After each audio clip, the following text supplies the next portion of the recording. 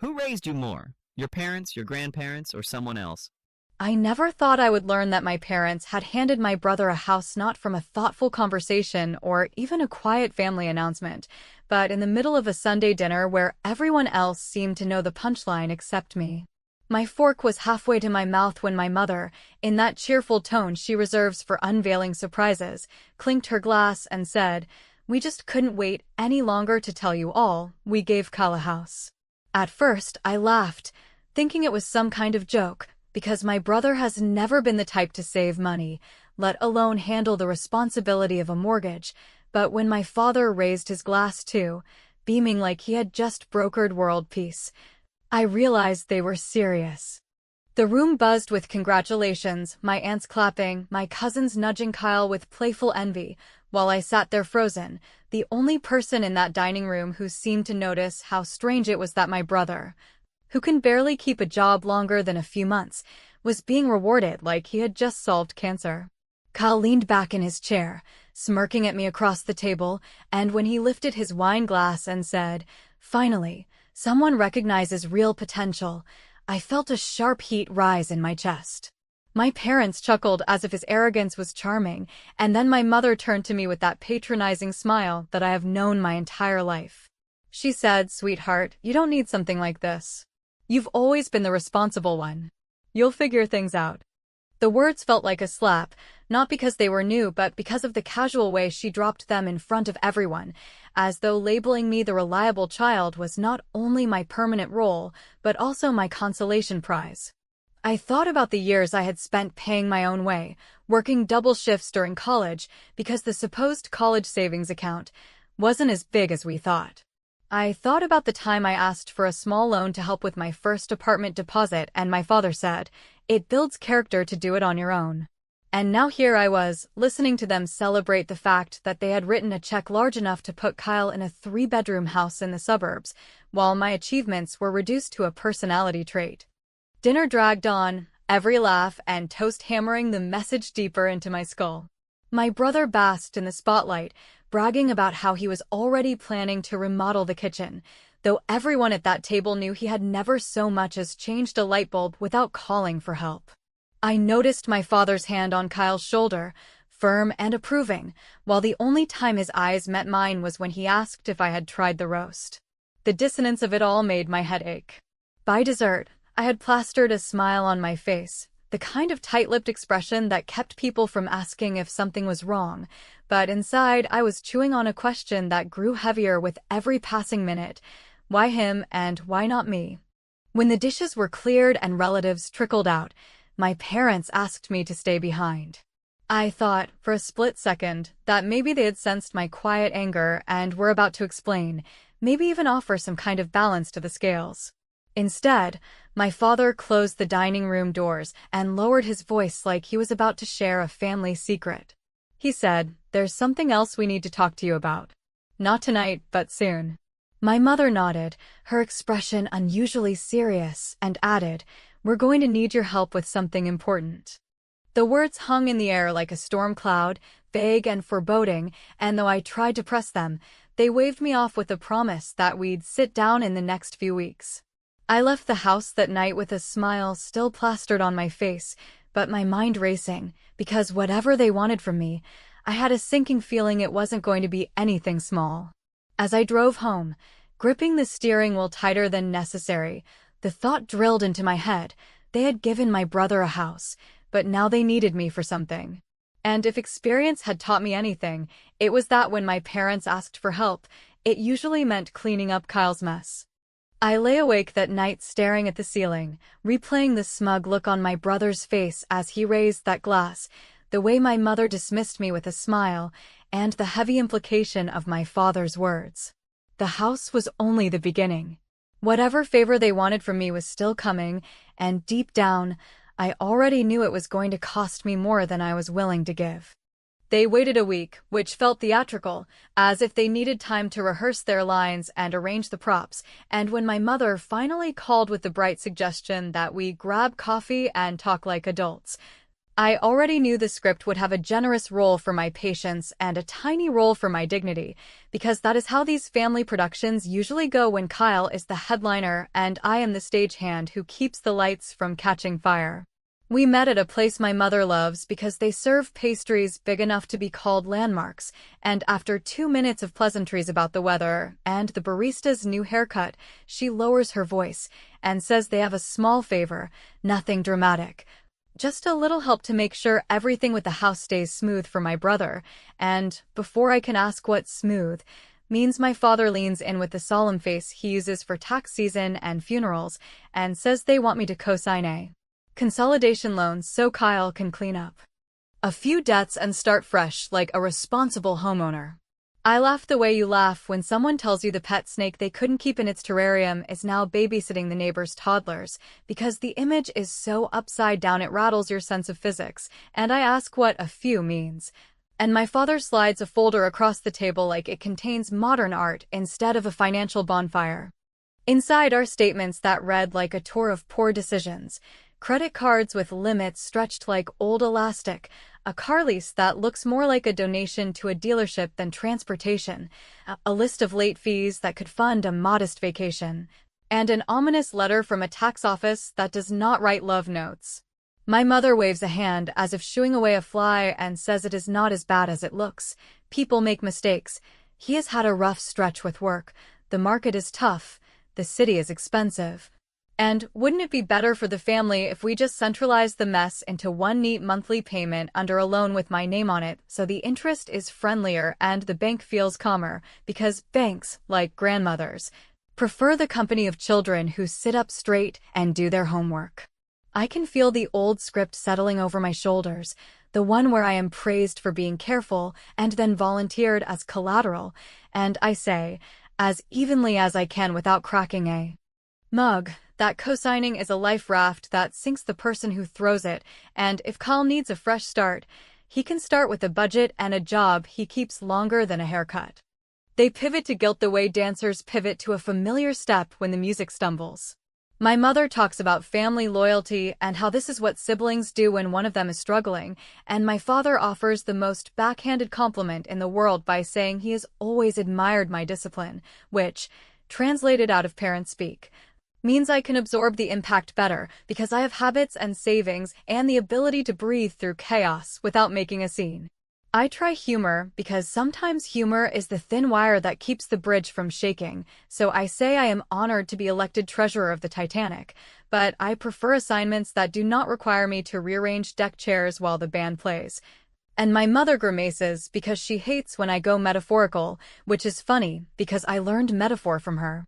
Then my father drops the line that has clearly been waiting in his mouth. It is only temporary, a year or two, just until Kyle stabilizes, and he promises there is no risk because the bank would never let anything happen to someone with my credit score, which is the kind of reassurance that sounds comforting until you realize it admits the only person truly protected would be me. And the reason I would be protected is that I would be the one the bank trusted to pay when the circus tent collapses. I ask a practical question because practical questions are my armor. I ask whether the house is paid off, whether any part of this miracle gift sits on a mortgage that balloons like a party favor after an introductory period, whether there are liens or little surprises tucked in the backyard. They exchange a look that says more than any speech, and my mother says there is a small mortgage, nothing scary, just standard stuff, the kind of product people choose when they are optimistic. And I feel that old heat in my chest turning into something colder and sharper, because optimism is a lovely word until it becomes a cover for gambling with someone else's chips. I say I need time, and my father nods in the way men nod when they think time is a hallway that leads to the door they want you to open, and my mother squeezes my hand as if affection can draft my signature. That night I spread the papers across my kitchen table like a puzzle with missing edges, and I notice a detail that makes the room tilt. On the pre-filled application, the one my parents claim is only a mock-up to show me the terms, my name is already typed in the borrower line next to Kyle's, not blank, not a placeholder, but printed cleanly with my address spelled correctly and my employer listed with a neat accuracy that usually requires access I have not given. I tell myself there must be a harmless explanation, a banking template, a sample, a clerical convenience, yet the pit in my stomach says someone has been practicing a signature before asking for the pen. And when my phone buzzes with a text from Kyle that reads, "Glad you're finally doing something helpful," I realize the conversation they want to have is not about whether I will co-sign, but when I will show up to sign. And the difference between those two tiny words feels like the space where a trap snaps shut. The following week, I stopped pretending that the uneasy weight in my stomach was just indigestion or paranoia, because the more I studied the folder they had given me, the more I realized I was staring at something that felt less like a stack of financial documents and more like a dossier assembled for a courtroom. There were discrepancies in the dates, late notices that didn't match the story Kyle had told about, a few bad months, and even one account that had already been sent to collections, which explained why my parents were suddenly desperate to funnel everything under one neat umbrella loan with my signature acting as the glue. Yet the part that made me feel my skin crawl was not the overdue balances, but the realization that my name had appeared on past paperwork without my permission, like a ghostly watermark that surfaced when I tilted the pages toward the light. I pulled out my old file box, the one where I keep copies of every lease, contract, and tax form I have ever signed, and as I sorted through it I found a student loan document from my early 20s with a co-borrower section highlighted faintly in pencil. The memory clicked in an ugly flash. Back then I thought my parents had handled some minor Parent Plus paperwork to help me qualify for a semester of tuition. But staring at the document again, I saw my signature had been sloppily traced beneath theirs, a faint difference in ink color that had meant nothing to me at 19, but screamed forgery to my 38-year-old eyes. It explained why my credit reports had always carried a mysterious little hiccup that I could never fully account for. That revelation should have stunned me into silence, but instead it hardened me, because once someone has used your name as currency without your consent, you stop trusting their version of family loyalty. The next family dinner only amplified the rot beneath the smiles.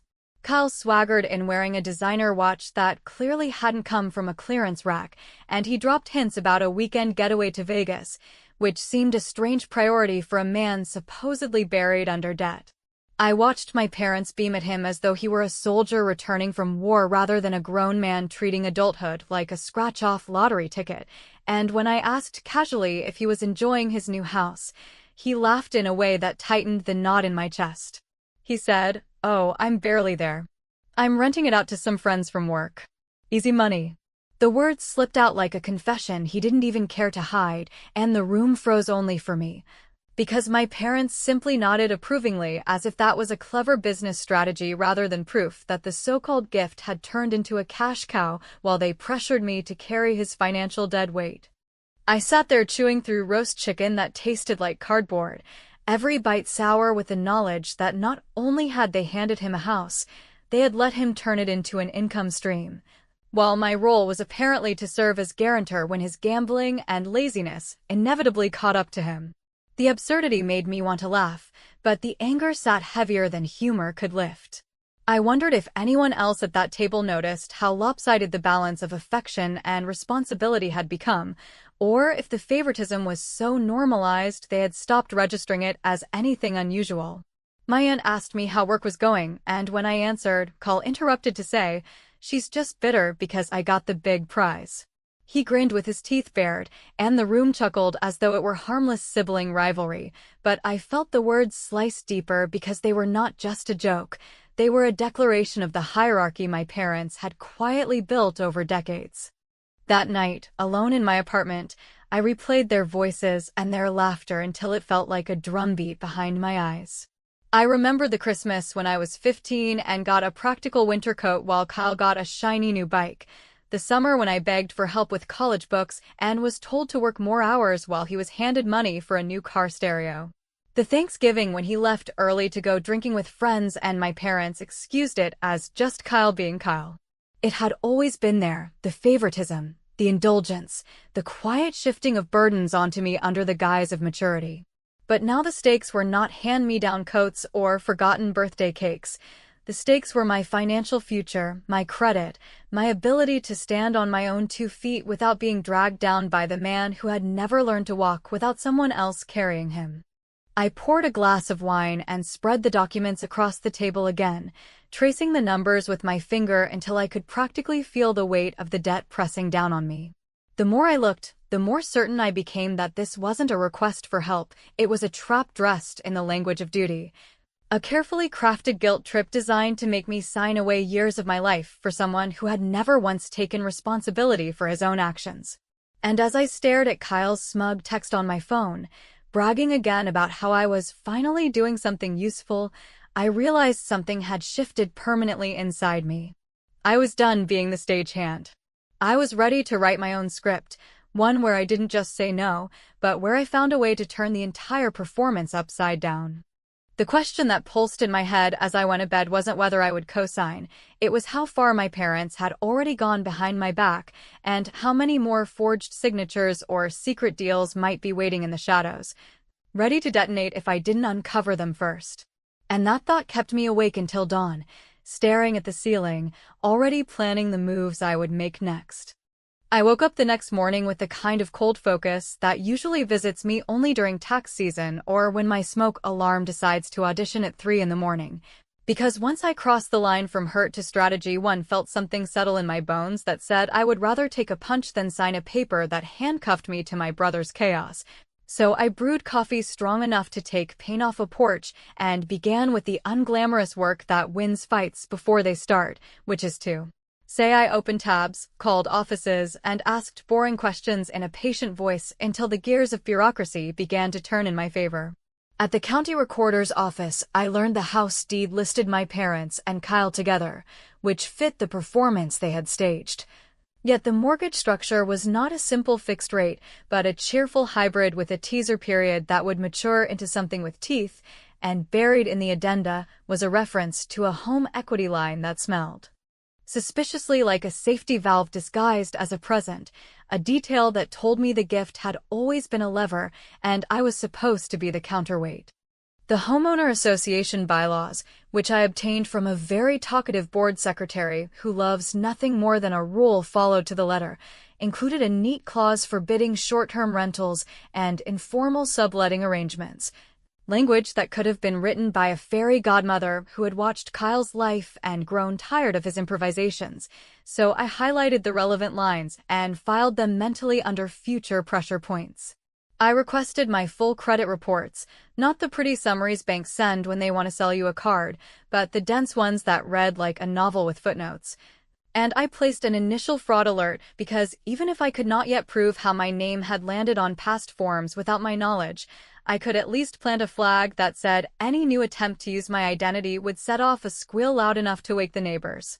Then I called a consumer rights attorney whose reviews were half gratitude and half legends about dismantled scams, and when I told her the highlights, parents pushing a cosign, brother renting out the gifted house, a student loan signature that looked like it had been traced by a left-handed raccoon, she laughed softly and said, in a voice that made my shoulders drop for the first time in days, that I was describing a story she hears far more often than holiday music in December, and yes, there were ways to put up walls before anyone tried to bulldoze me. We met that afternoon at her office, a quiet room with shelves of dull-covered books that I instantly trusted, and she walked me through a 3-step plan that felt like a seatbelt for my sanity. File a police report to anchor the identity misuse in a formal record. Submit an affidavit of forgery with the county for the old loan if we could document the handwriting inconsistency. And send a crisp letter to the bank's fraud department noting the pre-filled application that contained my personal data without my authorization, which would make any loan officer think twice before stapling my future to Kyle's overdue notices. She also suggested a small tactical flourish that made me smile despite myself. If the family expected me at a bank appointment, then I should give them a time and a date, arrive exactly on schedule, and invite them into a conference room that was not the bank's, where she would be waiting with a stack of letters that said no in the most legally polite tone available. A choreography that would keep me from being ambushed by a smooth-talking manager while making it painfully clear that I had not come to negotiate my own capture. In the meantime, I set a trap of my own, the kind that does not require shouting, only patience and paper. I texted Kyle that I was leaning yes if the terms looked responsible, a phrase designed to soothe him into confessing details, and he obligingly bragged that the rent from his buddies would cover the mortgage once I secured a better rate, which I screenshotted and forwarded to the attorney along with the HOA clause and the property manager's phone number that I found in a photo where Kyle had carelessly left a business card on the kitchen counter of his so-called home. I also called the HOA's compliance chair, a measured man who spoke like a retired coach, and I asked hypothetically what happens when a member rents out the property in violation of the rules. He answered that first comes a warning, then a fine, then a lien if the fines mature into stubbornness, and while I had no desire to eject paying tenants into the wild, I tucked that sequence into my deck because nothing clarifies a borrower's attention like the whisper of a lien landing on their doorstep. When my parents, energized by my sudden openness, pressed for a signing appointment, I said Thursday late afternoon, which gave me time to assemble my file like a runway show for accountants, printouts of texts, a timeline of calls, copies of bylaws with bright flags, and a neatly typed narrative of the old student loan anomaly that would accompany the police report.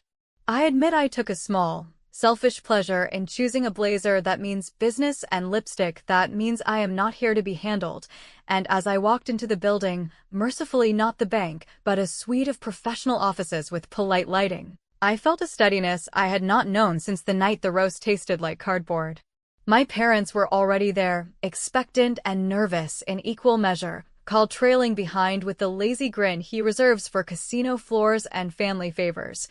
And when I opened the conference room door and they saw a lawyer at the head of the table instead of a loan officer with a pen, the look that flashed across their faces told me I had finally interrupted the script. I sat down, set the folder between us like a neutral referee, and said we would go over everything line by line, including the rental arrangement and the identity issues, and we would do it with witnesses who write letters on heavy paper. My mother opened her mouth to protest, my father squared his shoulders as if bracing against wind, and Kyle reached for the chair as if it were trying to run away, yet I kept my voice even as I slid the first document across the table, because the point was not to win an argument, but to rearrange the power in the room. My attorney cleared her throat and began with the fraud alert and the limits of a cosigner's patience under state law, and as she explained the consequences of unauthorized pre-filled applications and HOA violations that escalate into liens, I watched a small, careful silence descend on my family, the kind that follows a fire alarm when people are not yet sure where the smoke is coming from. Then my phone buzzed with a voicemail from a number I did not recognize, and when I glanced down I saw the transcription start with the words regarding a complaint about the property's rental status, which meant one of the pressure points I had quietly pressed had already found a nerve. And as I put the phone face down and looked up at my parents, I realized the question was no longer whether they would back off, but how hard they would try to salvage a plan that had just sprung a leak in front of a witness who knew exactly where the valves were.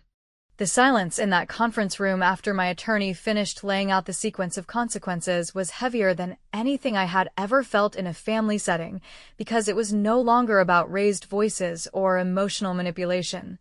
It was about documents, signatures, bylaws, statutes, and the kind of paper trail that does not bend to guilt or tradition, and as I looked across the table I saw the exact moment my parents realized they had overplayed the only hand they thought they held. My father cleared his throat in the way men do when they want to stall for time but have no rebuttal, while my mother's eyes darted between me and the lawyer like a trapped animal searching for a hole in the fence, and Kyle, usually full of smirks and careless bravado, sat slouched with a glare that could have burned through drywall, because for once in his life the stage was no longer his, and I was not just refusing to play the supporting role, I had stolen the script and locked the props. Backstage. The attorney went methodically through each point, not in the tone of someone condemning, but in the steady rhythm of someone outlining the weather forecast. Clear skies for me if I kept my boundaries intact. Storm warnings for anyone attempting to drag my name into a loan I had never agreed to. She described the consequences of unauthorized applications, the process for filing identity theft affidavits, the penalties for renting out a property against HOA bylaws, and the remedies available to me if the forged student loan signature were to be confirmed by a handwriting expert. Every sentence built a wall higher between me and the trap they had designed, and every detail tightened the noose around Kyle's scheme, until the silence from their side of the table was punctuated only by the squeak of my mother's rings twisting nervously around her finger. When the meeting ended, my attorney left me with copies of everything, and I walked my parents out into the parking lot where the late afternoon sun made every shadow stretch long and accusing. My father asked, in a voice that tried to be firm but cracked with age and disappointment, why I was choosing to humiliate the family instead of quietly supporting them, and I answered that humiliation does not come from refusing to be used. It comes from pretending theft is loyalty. My mother tried a softer appeal, reminding me of birthdays she had planned and rides she had given, as though the normal duties of parenthood were bargaining chips that could be cashed in decades later to erase the fact that they had chosen one child to indulge and the other to exploit. Kyle, predictably, muttered that I would regret this, that when the family split permanently it would be on my conscience, but the threat rang hollow because regret belongs to those who still believe they had options, and I knew now that the only option they had left me was survival on my own terms. In the days that followed, the machine began to move. The police report was filed, the fraud alert confirmed, the HOA's compliance committee opened an investigation into the rental, and I received a curt message from Kyle demanding I withdraw the complaint, as if I were the one who had broken rules rather than the man who had treated a house like a casino token. My parents called less, and when they did their tone shifted from persuasion to weary anger, my father accusing me of betrayal, my mother sighing dramatically about sleepless nights, but I did not bend, because each voicemail, each text, each heavy silence only confirmed what I had known deep down since the night they toasted him at dinner. I had never been their chosen child.